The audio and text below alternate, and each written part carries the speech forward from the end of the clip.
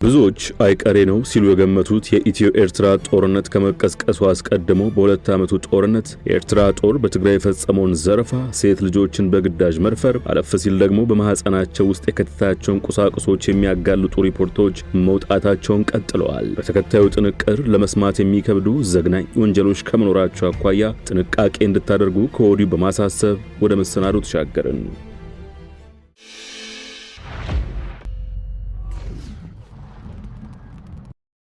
በመጀመሪያውና በብቸኛው ፕሬዝዳንት ኢሳያስ አፈወርቂ የሚመራው የኤርትራ ጦር ሰራዊት ወንጀሎች ጉድ በሚያስብል ደረጃ መጋለጣቸውን ቀጥለዋል። እነዚህ ወንጀሎች ደግሞ የተፈጸሙት በኢትዮጵያ ግዛት በትግራይ ክልል ሲሆን ጊዜው ደግሞ ለሁለት ዓመት በዘለቀው የሰሜን ኢትዮጵያው ጦርነት ወቅት ነው። ባለፉት ሁለት ቀናት ብቻ ሴንትሪ የተሰኘ ተቋምና ዘ ጋርዲያን ያወጣቸው አሰቃቂ የሰብአዊ መብቶች ጥሰቶች ዓለምን እያነጋገሩ ናቸው።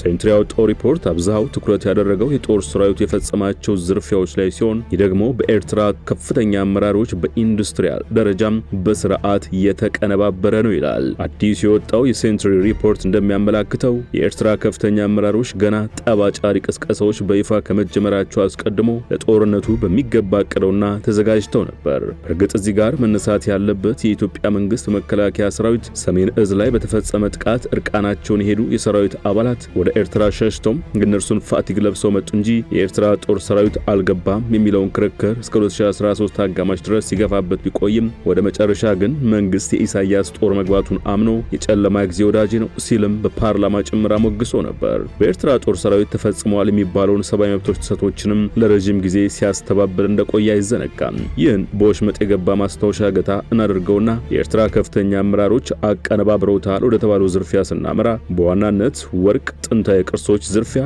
በቡድን ከሚፈጸም የግዳጅ ወሲብ እገታ ጋር አጃምለው በትግራይ ምድር ዘግናኝ በደል አድርሰዋል። የኤርትራ አመራሮች ጦርነቱ ሊቀሰቀስ ይችላልና የመጀመሪያው ቃታ ትሳብበታለች ከተባለው ጊዜ አስቀድሞ ጦርነቱን በማቀድ ረገድ ጉልህ ሚና ተጫውተዋል። ዓላማው ደግሞ የትግራይ ህዝብና ህዝባዊ ወያኔ ሓርነት ትግራይ ህወሓትን መቅጣት ነበር። የሴንትሪ ሪፖርት ኤርትራ የምስራቅ አፍሪካን ሰላምና መረጋጋት በመበጥበጧ ምክንያት የተባበሩት መንግስታት እንደ አውሮፓውያን አቆጣጠር በ2009 ማዕቀብ እንደጣለባት ያስታውሳል። ይሁንና ከ2010 ወዲህ ማለትም ጠቅላይ ሚኒስትር አብይ አህመድ ወደ ስልጣን መምጣታቸውን ተከትሎ ሁሉም ማዕቀቦች በመነሳታቸው ምክንያት ሀገሪቱ ጦር ሰራዊቷን መልሳ እየገነባች የመከላከል አቅሟን እያሳደገችና ዳግም ጎረቤቶቿን መበጥበጥ ጀምራለች ይላል።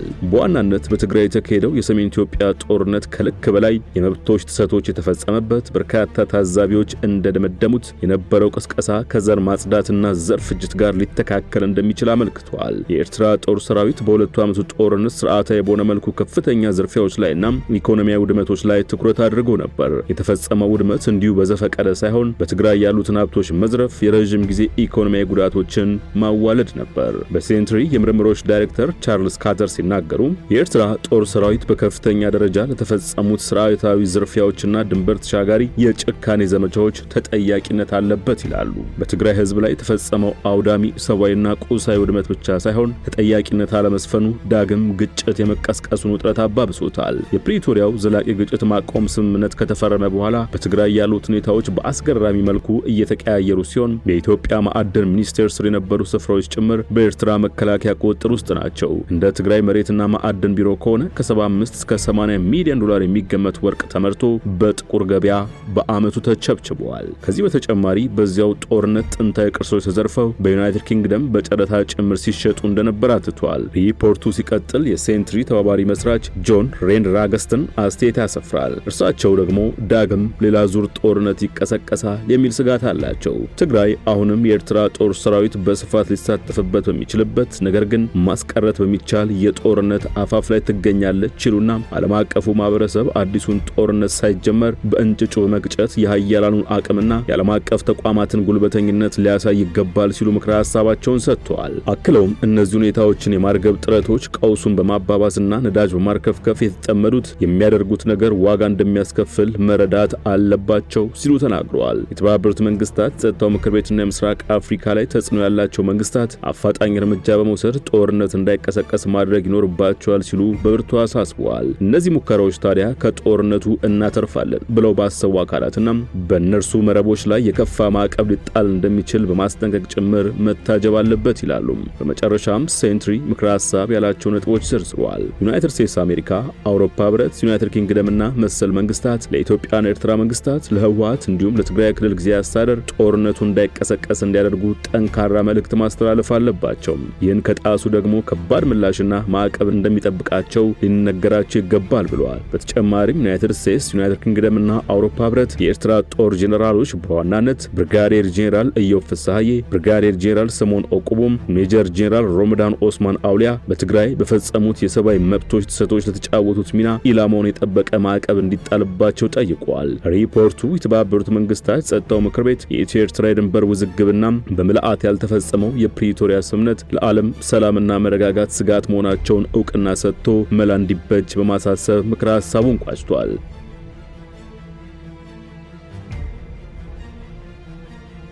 ከሪፖርቱ ወደ ዘ ጋርዲያን ሐተታ ስንሻገር ደግሞ ጽናት እናገኛታለን። ጽናት ለ2 ዓመታት የተፈጸመባትን የግዳጅ ወሲብ ተሸክማ ኖራለች። ስቃዩ አልወየበም፣ ይልቁንም ከውስጥ ወደ ውጭ አጥቅቷታል። ያስገድደው መደፈሩ ቅሪት በማህፀኗ ውስጥ አለ።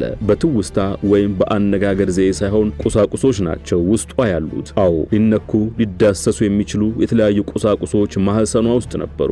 8 የዛጉ ብሎኖች፣ የጥፍር መቁረጫ በፕላስቲክ ተጠቅልሎ ማህፀኗ ውስጥ እንዲቀመጥ የተደረገ በብር የተጻፈ ማስታወሻ።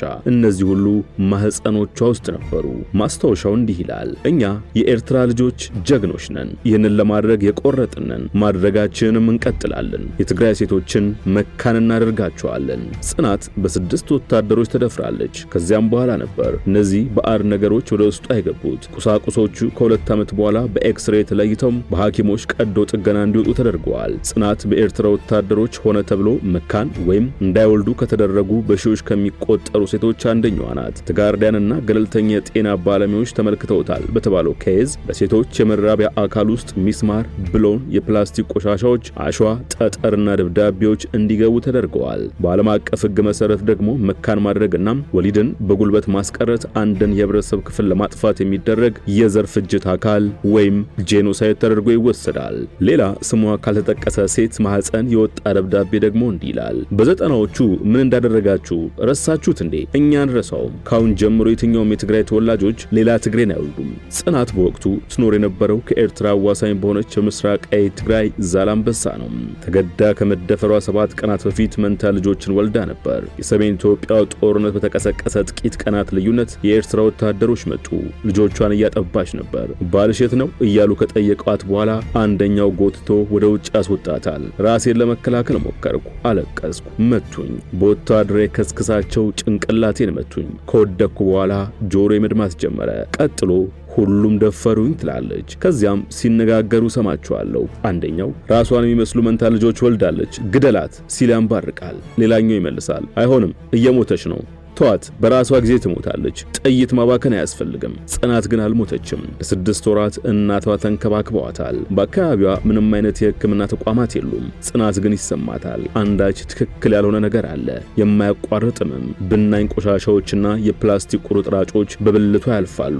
በጣም ተጨነኩ። በጣም መጥፎ ጠረን ከኔ ከመውጣቱ የተነሳ ሌሎች ሴቶች ከኔ ጋር መሆን አይፈልጉም። ከክሊኒክ ውጪ ሁኜ አለቅሳለሁ። እህቴ ፍቃደኛ ከሆንሽ ማህፀንሽን ቼክ እናስደርገው አለችኝ ትላለች። የሕክምና ባለሙያዎቹ በማህፀኗ ጫፍ የሚታዩትን ቁሳቁሶች ካስወገዱ በኋላ ሌሎች ነገሮች ካሉ በሚል ኤክስሬ ያነሷታል። ኤክስሬው የሰጣቸውን ምስል ለመረዳት ይቸግራሉ። በማህፀኗ ማዕከለኛ ክፍል በዳሌው አጥንት መካከል ጥንድ የጥፍር መቁረጫ ያገኛሉ። ከሐኪሞቿ መካከል አንደኛዋ ሮማን እንደምትለው ጥፍር መቁረጫውን ሲያወጡት ዝጓል። ጽናት ብዙ ጊዜ ስለ ሞት አስባለሁ፣ ራሴን ስለ ማጥፋት አስባለሁ ትላለች። አንድ ምኞት ግን አላት። ፍትህ መስፈን አለበት። ይህን የፈጸሙት መጠየቅ አለባቸው። አለባቸው። ያኔ ደስተኛ ሆናለሁ ስትል ተናግራለች። በዘጋርዲያን አሰቃቂ ሪፖርት ውስጥ በ14 ወታደሮች ተደፍራ እስከ ሞተችው መዓዛ በኋላም ጓደኛዋ የሷን መቃብር እንድትቆፍር እስከ ተገደደችውና ከፍተኛ ገንዘብ ተከፍሎ እስከ ተለቀቀችው አላና ስሟ የተቀየረውና ለ4 ቀናት በኤርትራ ጦር ካምፕ ቆይታ በ10 ወንዶች የተደፈረችው ሃና መደፈር ብቻ ያልበቃታና ጭንቅላቷ ላይ አሲድ ደፍተው ያቃጥሏታና ብቻም ብዙ ዘግናኝ ግፍ የተፈጸመባቸው ሴቶች ዛሬም ፍትህን ይማጸናሉ። ግና ፍትህ ማግኘታቸው ቀርቶ አሁን ሌላ ዙር ጦርነት ተደግኗል። ዛሬው ጥንቅር በዚሁ ቋጭን። ስትከታተላችሁን አመሰገንን። ጤና ይስጥልን።